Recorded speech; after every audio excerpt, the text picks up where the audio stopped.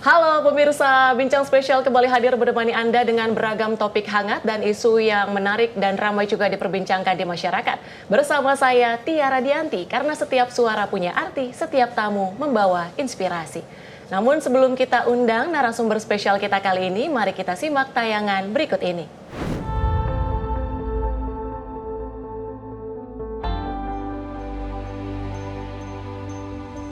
Di tengah pesatnya perkembangan industri kreatif di Indonesia, karya dan ide menjadi aset yang semakin bernilai.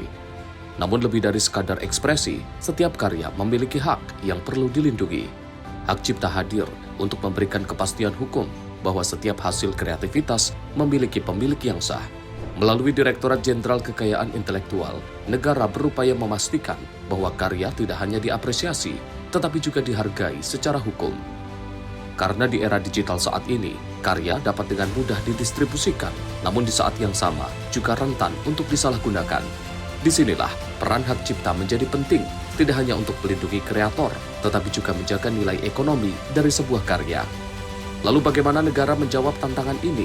Sejauh mana perlindungan hak cipta mampu memberikan kepastian sekaligus mendorong pertumbuhan ekonomi kreatif? Dan apa yang perlu diperkuat agar karya anak bangsa tidak hanya dikenal, tetapi juga dilindungi? Selengkapnya di Bincang Spesial. Pemirsa, perkembangan pelaku UMKM dan kreator di Indonesia ini cukup pesat, namun sayangnya ini belum diiringi dengan perlindungan karya mereka. Masih banyak pelaku UMKM dan juga kreator yang belum mendaftarkan hasil karya mereka. Nah, untuk membahasnya secara lebih lanjut sudah hadir di studio Sinpo TV Dr. Agung Damarsa Songko selaku Direktur Hak Cipta dan Desain Industri DJKI Kementerian Hukum Republik Indonesia. Selamat datang Pak Agung. Selamat siang. Apa kabar? Baik, Mbak. Terima kasih, sebuah kehormatan bagi Bincang Spesial. Pak Agung berkenan hadir. Tentu kita tahu pelaku UMKM, konten kreator, pelaku ekonomi kreatif di Indonesia ini rasanya bertumbuh sangat pesat seperti itu. Namun ternyata perkembangan jumlah potensi dari UMKM, konten kreator yang cukup pesat ini tidak diiringi dengan kemudian perlindungan terhadap karya mereka dari sisi pelaku ekonomi ataupun dari UMKM itu sendiri, Pak Agung. Nah, kalau dari DJKI sendiri, melihatnya seperti apa dengan perkembangan ini?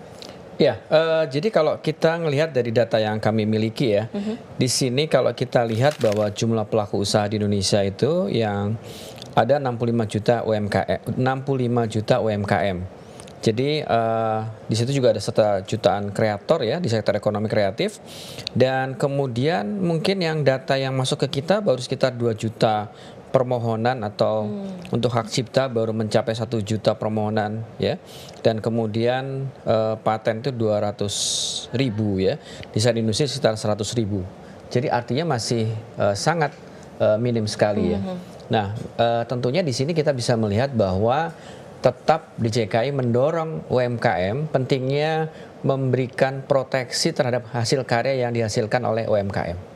Nah, ini penting sekali, dan juga adanya kolaborasi dengan antar kementerian lembaga lainnya untuk dapat mendorong binaan mereka di UMKM atau para konten kreator ya, untuk dapat memberikan perlindungan terhadap karya-karya yang mereka hasilkan. Baik, pentingnya proteksi perlindungan terhadap merek dagang ataupun hasil karya yang kemudian dihasilkan dari pelaku UMKM ataupun ekonomi kreatif ataupun kreator itu sendiri. Betul. Mengapa hal ini dinilai sangat penting? Ini sebagai gambaran juga kepada masyarakat untuk semakin mendorong, ayo kita lindungi karya yang kita hasilkan, UMKM yang kita miliki dan sebagainya. Kenapa, Pak Agung? Iya, jadi gini, kalau kita melihat bahwa karya intelektual ini memiliki nilai ekonomi.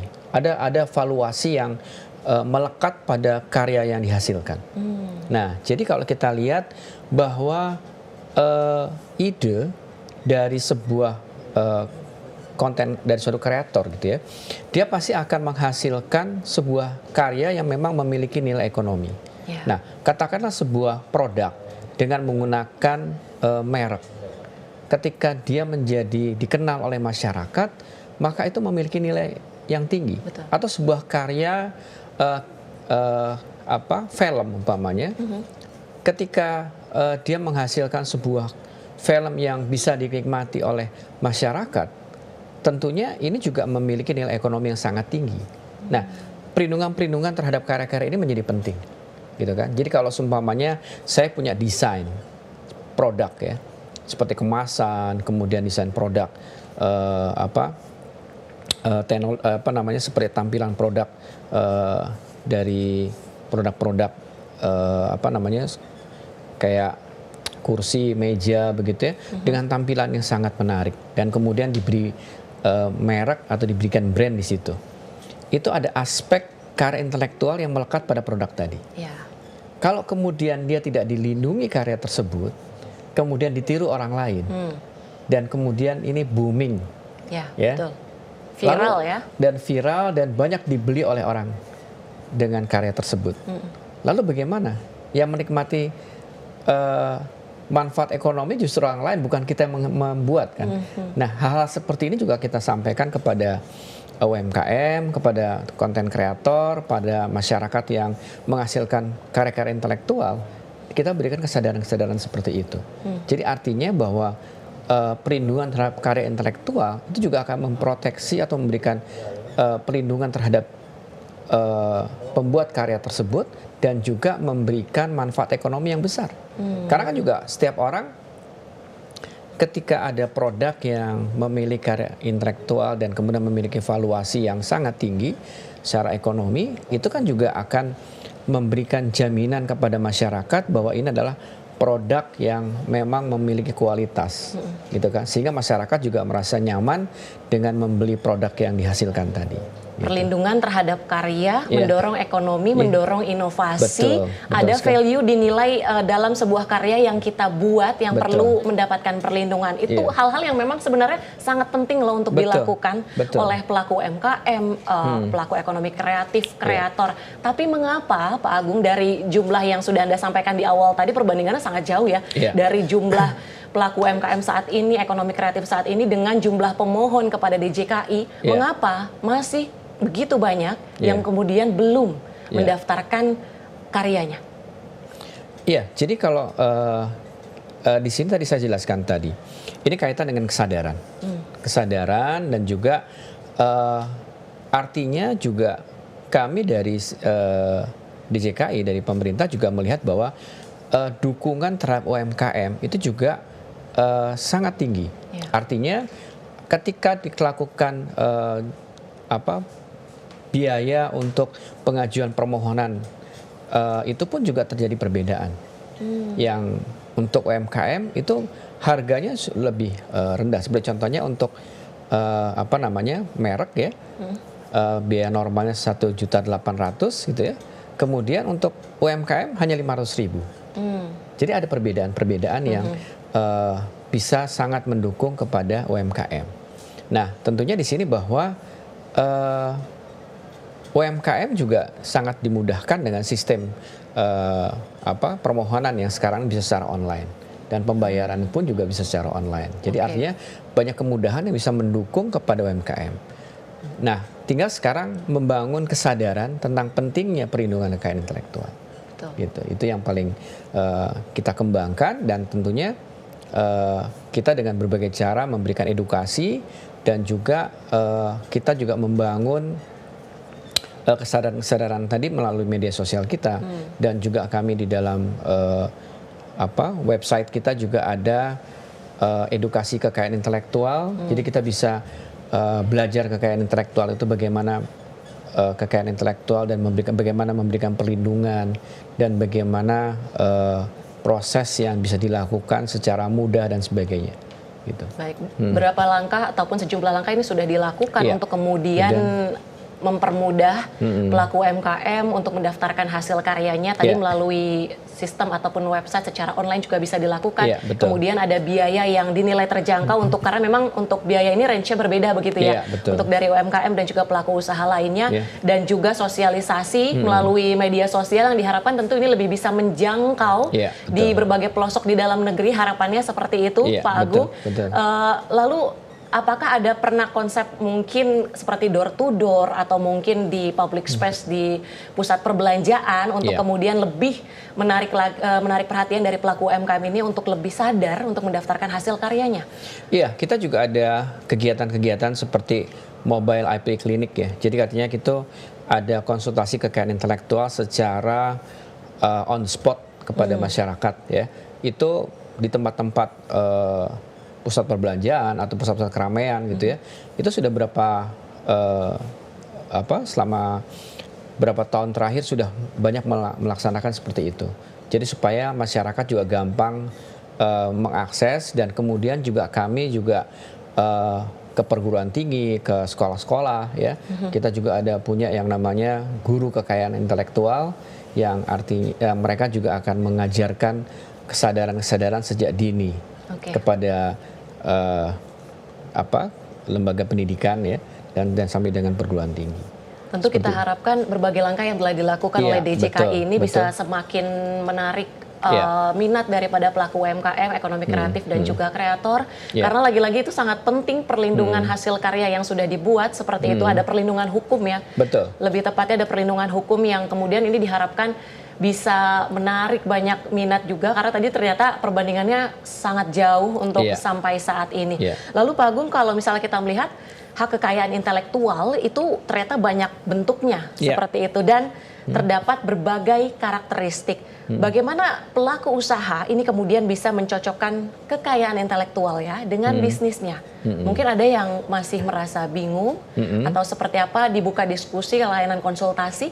Iya, kami ada layanan konsultasi secara online bisa juga melalui website kita, dan juga kemudian di dalam website juga ada layanan interaktif yang bisa dilakukan di sana ya, dan nanti kami akan bisa memberikan gambaran kira-kira produk apa yang akan diajukan oleh pemohon ya. Nanti kita akan bisa identifikasi kira-kira ini masuk dalam perlindungan apa, karena kita bisa melihat dalam sebuah produk itu bisa ada beberapa objek perlindungan kekayaan intelektual. Jadi seperti contohnya kalau kita umpamanya ada sebuah produk makanan gitu ya. Jadi dalam produk makanan itu kan ada kemasannya. Pertama di situ ada mereknya, dan kemudian juga kemasannya bisa masuk dalam desain industri gitu kan. Dan kemudian kalau dia menawarkan produk itu dengan menggunakan jingle musik ya, atau membuat video promosinya, video promosi bisa masuk ke hak cipta, dan kemudian jinglenya juga bisa masuk ke hak cipta.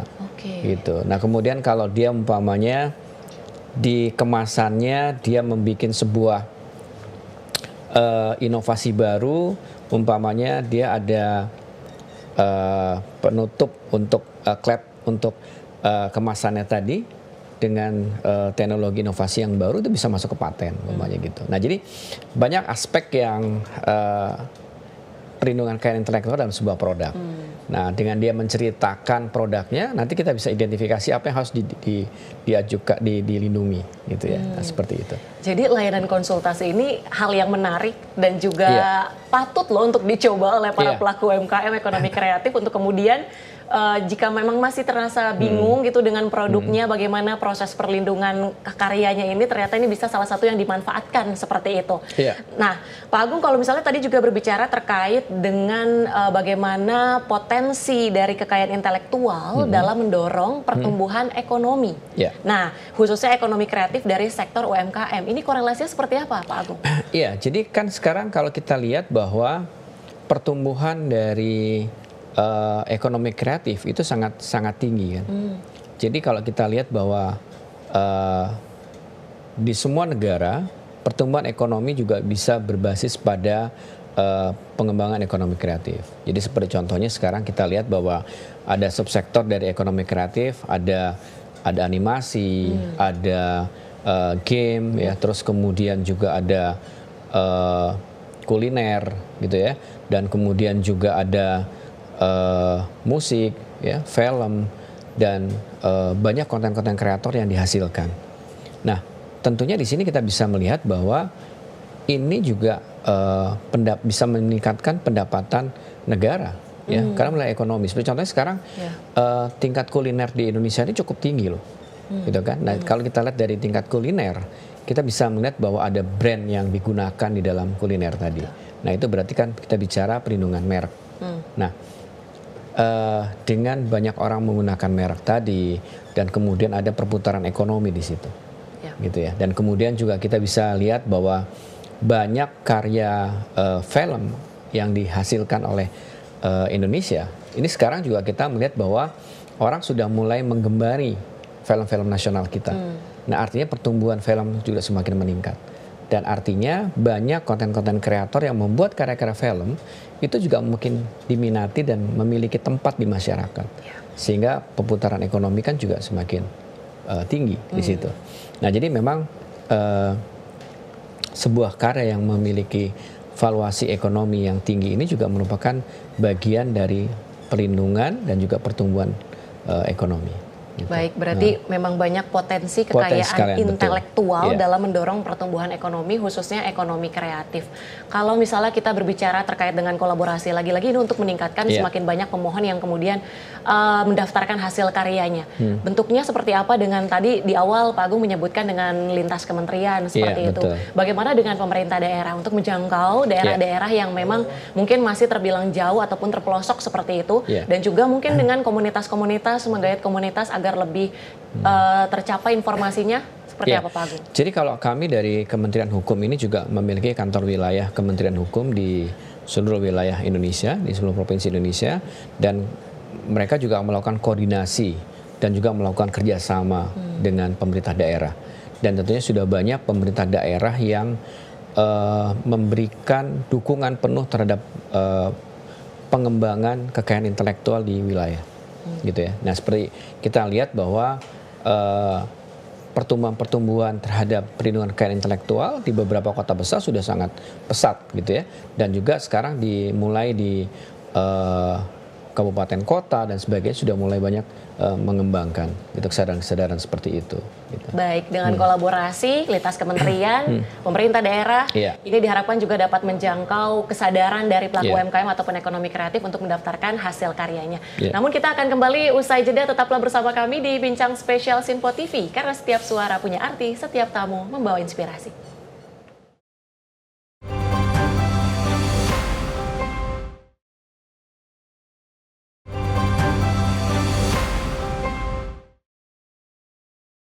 Anda kembali menyaksikan Bincang Spesial Sinpo TV, karena setiap suara punya arti, setiap tamu membawa inspirasi. Masih bersama saya Tiara Dianti dan tentu bersama dengan Dr. Agung Damar Sasongko selaku Direktur Hak Cipta dan Desain Industri DJKI Kementerian Hukum Republik Indonesia. Dan kalau di segmen awal kita sudah membahas terkait bagaimana sih mendorong kesadaran dari pelaku UMKM ekonomi kreatif untuk kemudian mendaftarkan karyanya untuk memberikan perlindungan hukum. Di segmen kali ini juga tidak kalah menarik Pak Agung, kita akan ngobrol terkait dengan perkembangan teknologi kecerdasan buatan atau AI yang semakin pesat.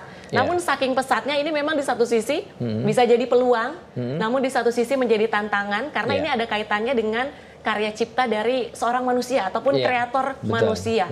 Ini bagaimana dari sisi perlindungannya. Nah, di DJKI sendiri terkait isu AI ini sudah dibahas dalam pertemuan ke-78 Asian Working Group on Intellectual Property Cooperation di Badung, Bali.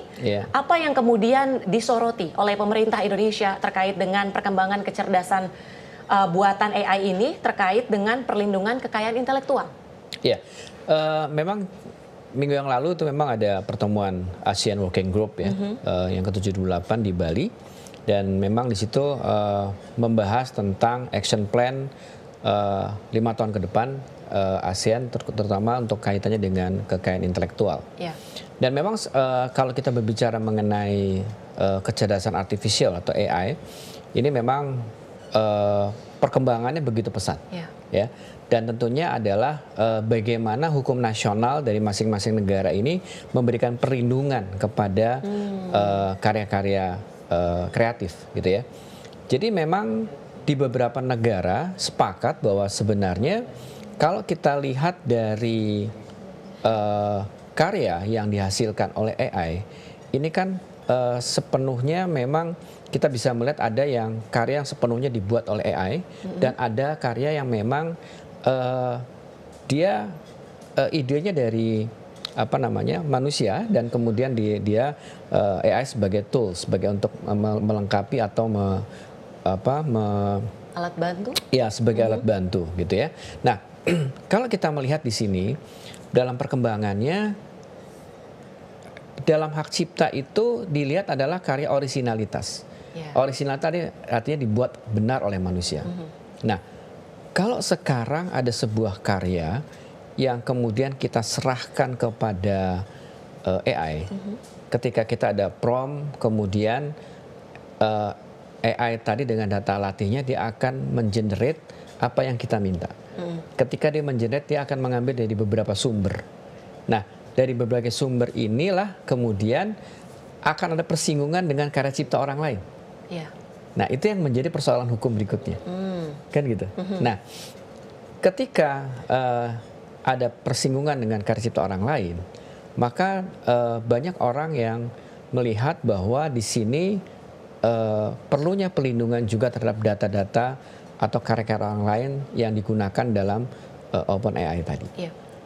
Nah, kalau sekarang saya membuat karya, kemudian saya dengan membuat toolsnya adalah dengan AI, maka yang dihasilkan adalah yang karya yang hasil pemikiran saya. Sebagai contoh, saya membuat sebuah naskah, terus kemudian naskah saya ini mau saya tuangkan menjadi sebuah komik.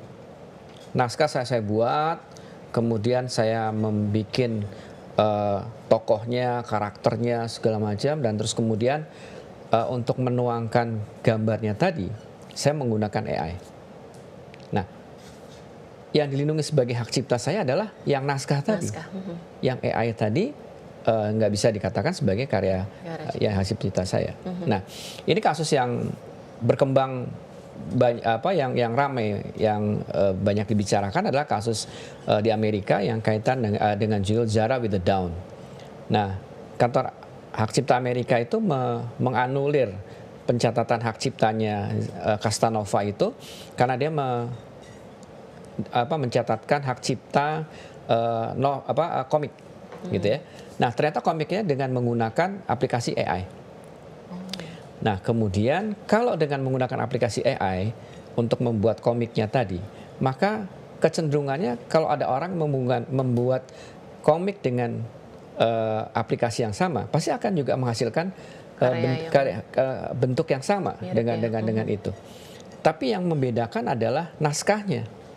Maka yang dilindungi adalah naskahnya tadi. Gitu. Nah, ini kita melihat bahwa kecenderungannya seperti itu. Nah, persoalan yang kedua yang sekarang ramai bicara mengenai perlindungan atas karya cipta orang lain di dalam kaitannya dengan AI. Banyak beberapa asosiasi dari sebuah karya rekaman umpamanya itu menuntut sebuah OpenAI atau sebuah lembaga berita di Amerika itu menuntut OpenAI. Kenapa? Mereka minta lisensi dari karya-karya rekaman yang digunakan oleh AI di dalam melakukan mengenerate sistem tadi. Jadi seperti contohnya saya ada aplikasi yang membuat lagu. Ketika kita membuat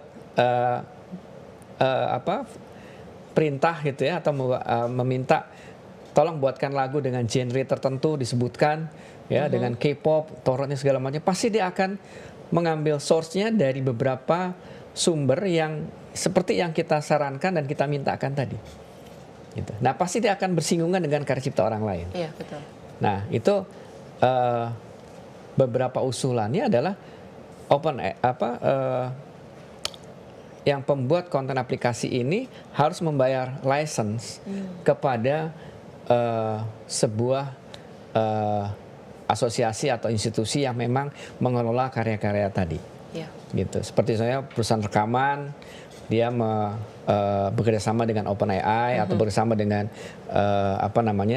platform yang mengelola AI tadi untuk melakukan lisensi membayar royalti. Nah, itu yang perkembangannya sudah sampai seperti itu. Jika kemudian tidak ada regulasi yang mengatur terkait dengan perkembangan pesat dari AI ini, apakah ini ada potensi menurunkan nilai karya dari seorang kreator? Iya. Jadi memang sebenarnya kan sekarang begini. Sekarang ini AI ini semakin hari semakin sempurna. Iya. Gitu kan? Semakin sempurna, semakin meningkatkan kualitasnya. Nah, kemudian tentunya tidak hanya sekedar yang dilindungi adalah sebuah karya orang lain, tapi juga mungkin gambar, ya wajah orang, kemudian juga suara, itu juga banyak yang digunakan. Iya. Nah, ini juga perlindungan-perlindungan seperti itu juga harus makin ditingkatkan. Bagaimana secara hukum nasional itu memberikan perlindungan terhadap perkembangan AI yang sudah berkembang pesat tadi. Nah, jadi tentunya pemilik karya cipta juga harus dilindungi ketika karya-karya tadi digunakan oleh pihak pengelola dari kecerdasan artifisial tadi, gitu. Itu yang kaitan dengan isu yang berkaitan dengan hak cipta terkait dengan AI itu adalah tadi, gitu. Kalau kita lihat dari posisi hukum antara, berarti kalau dari penjelasan Pak Agung tadi, melihatnya dari posisi hukum ini antara perkembangan kecerdasan buatan AI dengan konten kreator yang menghasilkan sebuah karya itu seperti apa di Indonesia? Iya, memang sekarang kita juga bisa melihat bahwa kalau kita melihat dari karya yang dihasilkan, sekarang memang masih banyak konten-konten kreator yang membuat dengan tangannya sendiri, tidak menggunakan dengan AI. Tapi juga ada yang menggunakan AI. Tapi itu juga para konten kreator juga akan melihat yang sampai sejauh ini masih bisa melihat ini hasilnya AI atau bukan, kan gitu.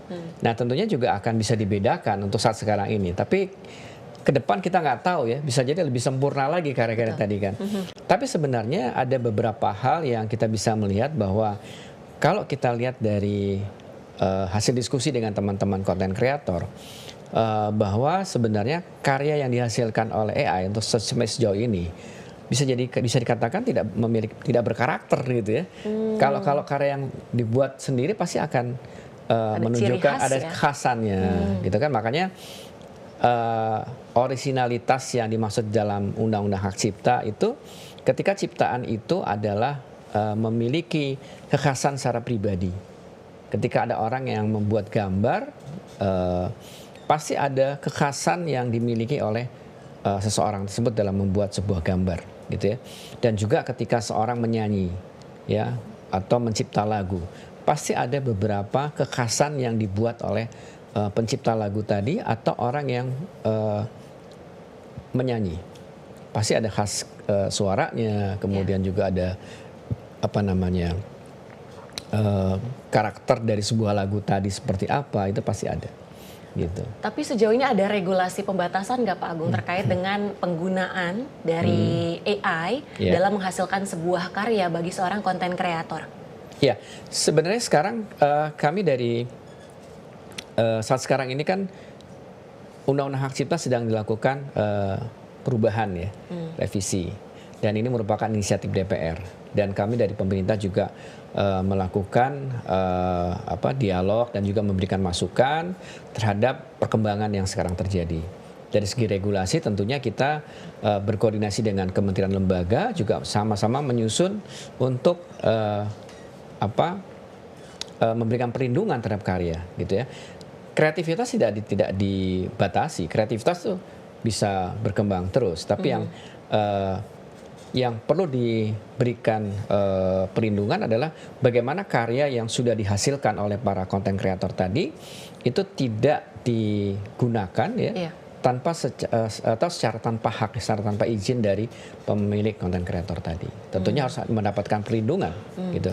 Kalaupun dia menggunakan AI, ada batasannya yang mana memang itu merupakan hasil karya dari manusia, gitu kan? Karena memang kalau kita lihat semuanya diserahkan kepada AI, tentunya karya cipta tadi tidak memiliki karakter, gitu ya, gitu.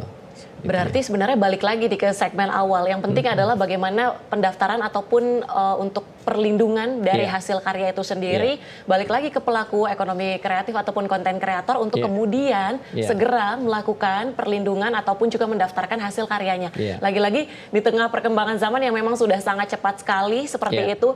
Sehingga ini yang perlu ditekankan. Bukan hanya dari sisi pemerintah, dari DJKI, melainkan juga dari pelaku konten kreator itu sendiri. Yang kemudian sama-sama beriringan untuk melakukan pendaftaran terhadap hasil karyanya seperti itu ya Pak Agung ya.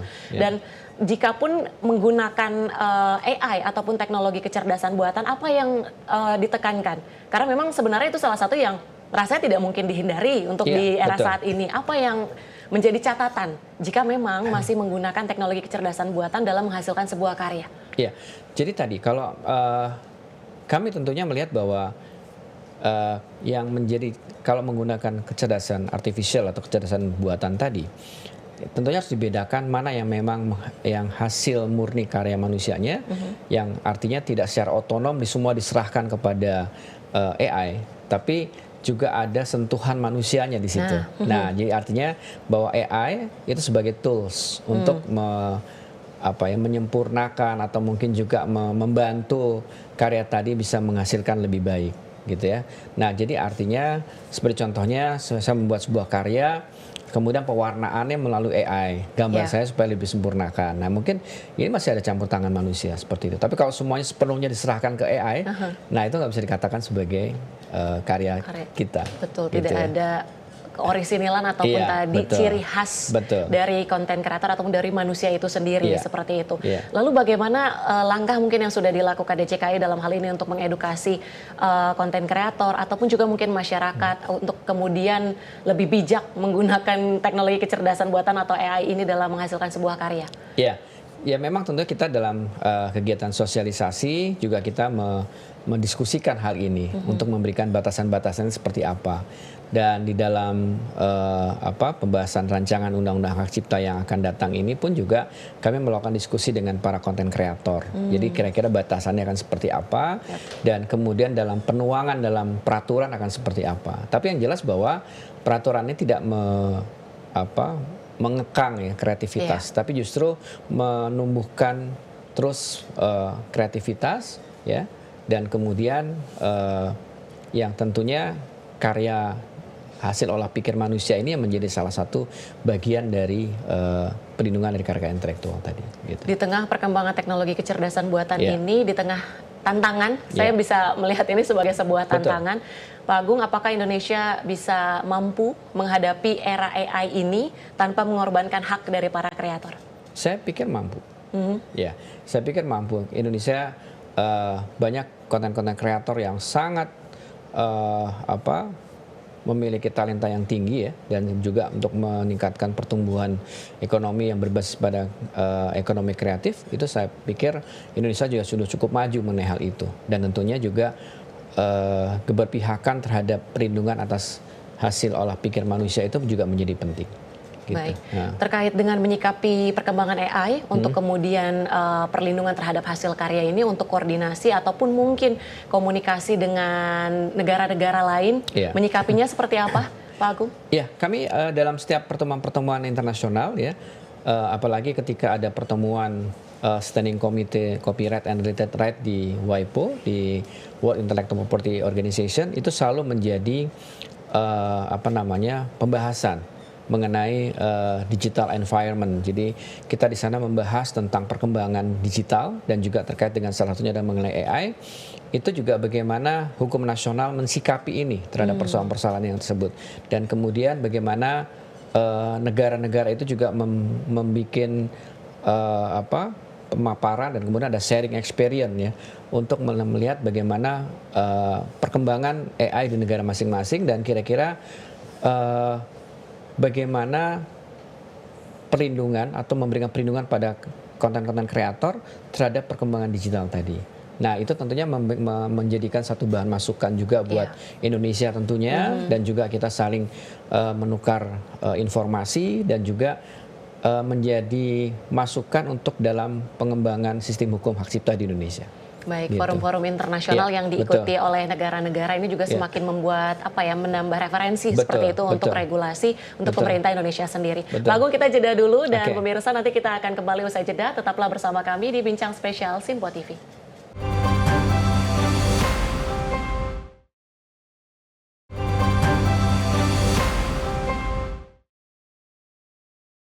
Anda kembali menyaksikan Bincang Spesial Sinpo TV karena setiap suara punya arti, setiap tamu membawa inspirasi. Masih bersama saya Tia Radianti dan tentu bersama narasumber spesial kita, Bapak Agung Damar Sasongko selaku Direktur Hak Cipta dan Desain Industri DJKI Kementerian Hukum Republik Indonesia.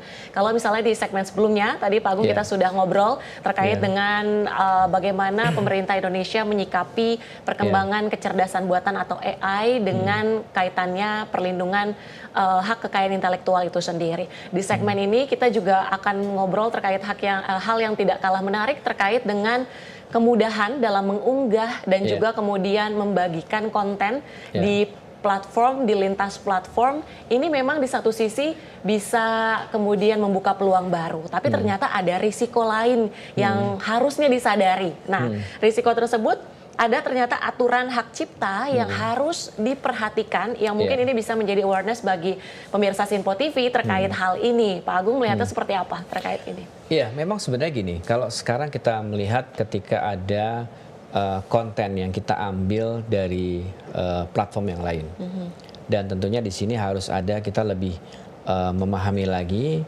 ketika kita mengambil konten dari platform yang berbeda. Kita juga harus melihat bahwa penggunaannya untuk apa. Kalau kepentingannya adalah untuk kepentingan yang non komersial, mungkin nggak ada masalah di situ ya. Jadi artinya kita mengambil, terus kemudian kita gunakan untuk kepentingan yang non komersial. Tapi kalau kemudian kita mengambil, kemudian kita masukkan ke platform kita, ini akan ada persoalan. Kenapa? Mengambil konten orang lain. Jadi sebenarnya jangan berpikiran bahwa yang ada di internet itu kadang-kadang free, orang boleh menggunakan. Padahal itu mereka memiliki hak cipta, gitu ya. Jadi kalau sekarang ada gambar yang menarik atau konten singkat yang menarik dari sebuah platform, kita ambil, kita unggah di dalam platform kita atau media sosial kita, itu juga harus berhati-hati. Ya, apalagi kalau kita melakukan hyperlink ya, kita share lagi itu ke orang lain. Gitu kan? Nah, ini tentunya memiliki hak cipta. Apalagi kalau ternyata konten itu diminati oleh masyarakat, kemudian memiliki views yang sangat besar. Akhirnya dia mendapatkan keuntungan. Ada keuntungan komersial. Nah, itu juga hal-hal yang juga harus dipahami. Nah, tentunya di dalam situasi digital yang perkembangan digital begitu pesat sekarang ini, seorang konten kreator juga harus bisa mendokumentasikan kapan ciptaan itu pertama kali dipublikasikan atau diwujudkan. Karena gini, ketika ada sebuah konten seseorang yang dipakai, ketika konten kita dipakai orang lain, dan kita bisa mengklaim bahwa ini punya saya, pasti kan kita harus membuktikan bahwa ini konten yang saya miliki, sejak kapan saya upload. Ketika ada seorang konten kreator mengatakan bahwa ternyata lagunya si A itu niru ya dengan lagunya si B, gitu kan? Padahal si A merasa bahwa itu lagu ciptaan saya sendiri. Kan ini persoalannya, yang betul yang mana sih? Si A yang menciptakan atau si B yang jiplak? Ternyata kalau si A bilang, enggak, saya lebih dulu. Apa buktinya? Dia tunjukkan bahwa saya pertama kali mengunggah konten saya pada tahun 2005 umpamanya. Dia baru tahun 2010. Dengan merubah sedikit musiknya atau liriknya. Nah, ini kan pembuktian-pembuktian yang harus diperlukan ketika kita mengunggah, ya. Nah, ini harus kita diberikan pemahaman kepada konten kreator. Jangan sampai lupa untuk mendokumentasikan karya tersebut kapan pertama kali dia buat. Gitu. Itu menjadi penting. Apalagi sekarang dengan dengan platform digital yang begitu mudah orang untuk dapat mengakses ya, dan juga orang dapat mengunggah, terus kemudian juga orang dapat mendistribusikan karya secara mudah gitu ya. Nah, ini harus kehati-hatian. Gitu. Berarti langkah yang paling pertama yang harus dilakukan untuk kemudian memastikan legalitas bahwa memang itu karya saya adalah dengan mendokumentasikan kapan pertama kali karya tersebut dipublikasikan. Itu langkah pertama yang bisa dijadikan sebagai senjata seperti itu untuk kemudian agar tidak disalahgunakan. Nah, kalau kita berbicara terkait dengan tadi mengunggah ataupun kemudian kita melakukan ataupun mengupload di lintas platform, tapi itu karya kita sendiri. Apakah itu ada risiko yang perlu kita sadari terkait dengan mungkin lisensi dari berbagai platform yang berbeda antar platform ini? Nah, biasanya memang yang sekarang terjadi adalah seorang content creator itu pasti akan menghubungi platform-platform tersebut. Ini karya saya loh. Ya. Itu pasti, gitu ya. Nah, ini yang terjadi dalam artian bahwa ketika orang bikin satu karya, terus kemudian dia banyak diakses di semua platform. Nah, pembuat konten tadi pentingnya dia membuktikan bahwa ini adalah karya saya. Pembuktian menjadi penting untuk menjadi satu dasar bahwa ini adalah karya yang saya hasilkan, gitu. Nah, itu yang artinya perlu dijadikan sebagai dasar dan menjadi perhatian yang sangat penting bagi seorang konten kreator, gitu ya. Apakah sejauh ini masih banyak Pak Agung konten kreator yang kemudian merasa belum terlalu paham atau terlalu sadar akan risiko hal itu sehingga mungkin tidak semuanya didokumentasikan? Iya, itu terjadi, Mbak. Banyak, masih ada beberapa teman-teman yang belum memiliki kesadaran itu, gitu ya. Dan saya juga pernah didatangi seorang konten kreator, itu terjadi. Jadi ya kami kasih pemahaman perlu pentingnya pendokumentasian tadi. Artinya kapan pertama kali itu dibuat atau pertama kali dipublikasikan sebagai benteng untuk dia melindungi karya-karyanya. Itu masih banyak konten-konten kreator yang masih perlu mendapatkan pendalaman itu. Baik. Ya, nah itu yang bagian dari sosialisasi kita, ya. Tapi kalau konten-konten kreator yang sudah banyak berkembang, dia sudah akan paham mengenai hal itu. Ada risiko yang ternyata mesti dipahami ya dari mengunggah di lintas platform. Kalau misalnya kita berbicara juga yang memang fenomena ini juga ramai Pak Agung terkait dengan fenomena praktik copyright trolling. Nah, Anda melihatnya seperti apa dengan fenomena yang semakin muncul di ruang digital saat ini? Iya, memang sebenarnya kalau kita lihat dari perkembangan ini tadi ya, copyright trolling tadi kan memang dia memanfaatkan kayak orang lain kemudian menjatuhkan dan segala macam seperti itu. Ya, memang kaitan dengan etika, lebih pada etika ya sebenarnya. Jadi artinya memang perlu ada etika-etika yang harus dijaga di dalam memberikan karya-karya dari orang lain. Gitu ya. Jadi memang sebenarnya apalagi sekarang banyak mengambil karya orang lain terus kemudian digabungkan dengan karya orang lain yang berbeda, terus kemudian dibuat komentar-komentar yang sebenarnya menjatuhkan atau mungkin juga yang sebetulnya karya tadi tidak secara keseluruhan diambil, kemudian dimutilasi, diambil gitu, digabungkan dan diberikan komentar-komentar yang sebenarnya merugikan. Baik. Nah itu banyak yang seperti itu dan ini kaitan lebih etika di dalam membuat sebuah karya dan juga mendistribusikan. Jadi kadang-kadang orang lebih senang yang orang ini jelek daripada karya aslinya gitu ya. Untuk menggait viewers tadi mungkin Pak Agung ya. Nah itu yang artinya juga kita harus bijak melihat hal seperti ini, jangan senang dengan membuat karya yang justru memojokkan atau membuat sesuatu hal yang menjadi lebih buruk gitu ya. Bagaimana bentuk pengawasannya? Kalau misalnya kita melihat tadi memang ada praktik copyright trolling, bagaimana bentuk pengawasannya di ruang digital terhadap pelanggaran tadi? Iya, sebenarnya gini, di dalam Undang-Undang Hak Cipta itu ada yang namanya penutupan hak akses. Jadi ada orang ketika merasa karya ciptanya itu dilanggar, ya, dia bisa melaporkan ke Ditjen KI untuk supaya kontennya tadi ditutup hak aksesnya. Dan tentunya nanti kita akan memberikan rekomendasi kepada Kementerian Komdigi ya untuk dapat menutup hak akses dari konten tersebut dari sebuah platform gitu ya atau dari sebuah website. Nah itu banyak yang kita lakukan ya dan itu sampai sudah ada beberapa website sampai ratusan yang ditutup hak aksesnya karena melanggar konten hak cipta. Baik, Begitu. ternyata ada tadi penutupan akses tadi jika Iya. memang ditemukan seperti itu Iya, ya, dan betul. itu bisa dilaporkan langsung juga Iya. ke DJKI. Iya, kita di DJKI ada yang namanya Direktorat Penegakan Hukum. Nah, direktorat itulah yang menangani terhadap pelanggaran-pelanggaran KI secara umum dan khususnya hak cipta ya. Hak cipta Oke. juga ada seperti itu. Baik, lalu kalau untuk risiko hukum sendiri Pak Agung, risiko hukum yang mungkin bisa dihadapi kreator jika terbukti melanggar hak cipta dalam unggahan tadi antar lintas platform.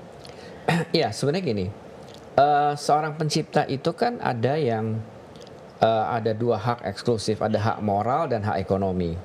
Jadi kalau bicara konten tadi diakui oleh orang lain tanpa menyebutkan sumber aslinya, itu masuk dalam pelanggaran hak moral. Ya, atau moral right ya.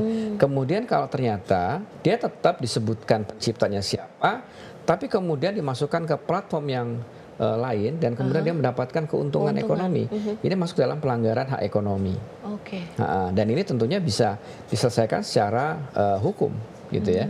Nah, pelanggaran-pelanggaran ini juga kadang orang tanpa disadari ya, bahwa sebetulnya ketika dia mendistribusikan dan kemudian mendapatkan keuntungan ekonomi, itu juga sudah merupakan bagian dari dia melakukan pelanggaran sebetulnya. Iya. Karena dia mengambil karya orang lain untuk mendapatkan keuntungan secara ekonomi. Gitu. Ada pelanggaran secara ekonomi Iya, dan secara moral. Iya, Ini hak moral tadi. seharusnya lebih membuat masyarakat, saya juga lebih bijak dalam bermedia sosial tentunya, Betul. membagikan apapun hal-hal yang mungkin kita ingin bagikan di media sosial atau mengunggah konten-konten ataupun mungkin juga ide yang termasuk dong Pak, kalau misalnya kita membuat konten ternyata idenya jiplak dari karya orang lain, itu juga bisa salah satu yang menjadi sorotan. Kalau ide, hak cipta tidak melindungi ide. Yang dilindungi adalah ekspresi. Kalau umpamanya kita menginspiring, punya ide yang sama, gitu ya. Tapi kalau penuangannya berbeda, cara mewujudkan ide tadi dengan cara yang berbeda, dengan tampilan yang berbeda. Umpamanya Mbak sama saya sama-sama punya ide untuk membuat cerita tentang Sangkuriang umpamanya. Ceritanya sama idenya, tapi dengan dengan mewujudkan atau membuat cerita tadi menjadi sebuah film pendek itu dengan kekhasan kita masing-masing. Itu nggak masalah. Tapi kalau kemudian punya Mbak saya ambil sebagian, terus kemudian saya ambil dari punya orang lain, saya rangkum, terus saya sinkronisasi dengan lagu, jadi sebuah karya gitu ya. Memang menarik, tapi ternyata dia mengambil potongan-potongan dari karya orang lain. Nah itu sudah pelanggaran, gitu kan. Jadi umpamanya saya mengambil karya Mbak sebagian, karya orang lain sebagian, gitu ya. Nah kemudian digabungkan. Nah ini sudah artinya mengambil, ada di sini ada hak moral orang yang diambil, gitu Mbak. Nah itu pelanggarannya. Itu termasuk dalam pelanggaran. Moral, ya. Bentuk edukasi, sosialisasi yang kemudian sudah dilakukan tentu ini kepada masyarakat terkait dengan bermedia sosial ini seperti apa langkahnya? Iya, kita juga ada media sosial yang dikelola oleh Ditjen KI dan kita juga banyak pesan-pesan terkait secara singkat terkait dengan bentuk-bentuk yang sederhana, apa yang dikatakan pelanggaran hak cipta, kemudian apa yang boleh dilakukan dan apa yang tidak boleh dilakukan, itu juga ada di dalam konten-konten kreatif kita untuk memberikan pengetahuan kepada masyarakat. Baik, berarti bentuk sosialisasi ini juga dilakukan oleh DJKI, bukan hanya tadi ke konten kreatornya, melainkan juga kepada masyarakat tentunya dalam bijak bermedia sosial. Kalau saya boleh mengutip Pak Agung, mengutip pernyataan dari Dirjen Kekayaan Intelektual dalam sebuah momen menyatakan bahwa jika kita ingin membangun ekosistem ekonomi kreatif yang kuat, maka penghargaan terhadap kekayaan intelektual harus menjadi budaya. Betul. Nah, bagaimana membangun budaya tersebut di Indonesia? Iya, membangun budaya itu dengan cara yang sederhana. Menghargai karya orang lain itu sudah merupakan membangun budaya tadi. Menghargai dalam artian, iya, kalau saya mau menggunakan karya orang lain ya saya harus izin. Boleh nggak saya pakai? Itu ada hal yang sederhana. Dan kemudian juga kalau kita mau mendengarkan lagu orang, ya tentunya kita menggunakan platform yang berbayar. Karena itu kan memberikan remunerasi kepada penciptanya. Jangan tergoda iklan-iklan ini loh. Dengan satu flash disk ini apa namanya, ada sekian ribu lagu. Kan pertanyaannya legal atau tidak itu? Iya. Gitu kan? Kalau itu dikeluarkan oleh sebuah ada legalitasnya, ya boleh saja. Tapi kalau itu ilegal, sama saja kita tidak menghargai karya orang lain. Ya. Kan gitu. Dan contoh yang sederhana seperti itu, gitu kan? Kita berlangganan sebuah platform untuk mendengarkan musik, itu juga sudah merupakan bagian kita menghargai karya orang lain. Dan ekosistem akan terbangun dengan baik, gitu kan? Nah, pertanyaannya apakah kita sudah melakukan hal itu secara sederhana? Gitu. Itu yang kemudian menjadi pekerjaan rumah rasanya bukan hanya bagi pemerintah, melainkan bagi masyarakat sendiri. Tentunya dibutuhkan keselarasan antara kedua belah pihak untuk kemudian bisa membangun budaya ini. Nah, sekarang kita ke games jawab cepat. Pak Agung tadi relasinya dengan legal atau ilegal. Saya akan menyampaikan sebuah case singkat. Nanti bisa dijawab legal atau ilegal dengan alasannya. Oke, kita mulai ya Pak ya. Seseorang menjual produk fashion dengan desain yang mirip brand global, tapi tidak menggunakan logo atau nama brand tersebut. Legal atau ilegal? Ilegal. Gitu. Ilegal. Kenapa Pak? Ya kan kalau menggunakan kita bisa lihat tampilan desainnya. Kan desainnya juga dilindungi sebagai desain industri. Ya. Bisa jadi dia tidak menggunakan brandnya, tapi dia menggunakan desain orang lain. Bisa dikatakan sebagai ilegal. Ilegal. Gitu. Baik. Next, UMKM menggunakan nama brand yang berbeda, tapi pelafalannya sengaja dibuat mirip dengan brand terkenal agar mudah diingat. Legal atau ilegal? Ya kalau niru-niru seperti itu ya ilegal. Ilegal. Akan gini, di dalam merek itu namanya persamaan pada pokoknya. Dia menggunakan merek yang mirip dengan punya orang lain. Jadi di merek itu ada namanya persamaan keseluruhan sama persis, ada yang persamaan pada pokoknya. Jadi ada bagian tertentu yang berbeda, tapi kesan secara keseluruhannya sama. Ya, mungkin tulisannya beda, tapi pelafalannya sama. Umpamanya ada merek For You, gitu kan? Terus sama ada lagi mereknya 4U. Kan pelafalannya sama, tampilannya beda. Kan memirip-mirip kan itu. Itu masih ada unfair di situ ya, ada ilegal di situ. Baik, next ya Pak Agung ya. Seorang konten kreator menggunakan potongan lagu populer sebagai background konten komersial tanpa izin resmi. Ilegal. Jelas ilegal. Kita ke selanjutnya. Ilustrator menggambar ulang karakter terkenal, misal kartun atau anime, dengan gaya sendiri, lalu menjualnya sebagai merchandise. Ini harus dijelaskan dulu. Dia menginspiring atau dia sama persis? Ya, ini harus deep case ya. Harus deep case. Ini artinya gini. Karena kalau kita lihat gini, ada beberapa kasus ya di luar negeri pun juga ada beberapa kasus yang kalau umpamanya saya terinspirasi dengan gambar orang. Kayak contohnya gini, di luar negeri ada Superman, manusia super. Saya terinspirasi di Indonesia juga harus bikin manusia super, gitu kan? Di Indonesia ada komik yang namanya Godam. Kan inspiringnya tuh hampir sama tuh. Tapi kan gambar karakternya beda. Kalau seperti itu, ya itu kan punya IP tersendiri, punya karya yang sendiri, memang inspiring, tapi tidak sama, kan gitu. Kita harus lihat dulu tuh kayak gitu. Jadi nggak bisa hantam kromo bagaimana kasusnya. Ya, Pak, ya? Gitu. Kita ke next case. Startup membuat aplikasi dengan fitur yang sama persis dengan aplikasi populer, namun dengan nama dan desain berbeda. Sekarang yang mau dilihat aplikasinya atau desainnya? Aplikasi dengan fitur yang sama persis. Secara aplikasi. Bisa ilegal. Ilegal karena dilihat dari sisi aplikasinya seperti itu.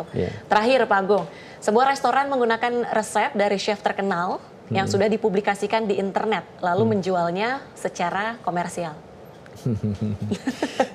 Sekarang gini, orang men-share di internet itu bisa jadi dia berbagi, tapi untuk kepentingan personal, gitu ya. Tapi kalau kemudian dikomersialkan, belum tentu orang itu memberikan izin. Gitu ya. Jadi ini agak tricky juga nih. Case-nya ya. Case-nya. Gitu kan. Ada orang yang memang boleh semua orang share alike, dibebaskan semuanya. Tapi orang men-share tujuannya adalah semua orang bisa tahu. Tapi kalau ketika dikomersialkan, tidak untuk komersial. Oke. Gitu kan? Tapi kalau mamanya dia bikin disclaimer, silahkan orang semua pakai, untuk komersial juga silahkan. Itu lain cerita. Oke. Jadi lihat case-nya dulu. Kalau dia sudah bikin disclaimer, saya share, orang semua boleh pakai, silahkan. Oke, nanti deep case lagi nih Pak ya. Baik, terima kasih Pak Agung sudah hadir di Bincang Spesial Sinpo TV, dan tentu terima kasih kepada pemirsa telah menyaksikan Bincang Spesial Sinpo TV edisi kali ini. Tentu ekosistem ekonomi kreatif yang sehat hanya bisa tumbuh jika semua pihak baik dari platform, kreator maupun penikmat konten ini berjalan dalam koridor hukum yang sama. Akhir kata, saya Tiara Dianti mewakili seluruh kerabat kerja yang bertugas pamit undur diri. Terima kasih dan sampai jumpa.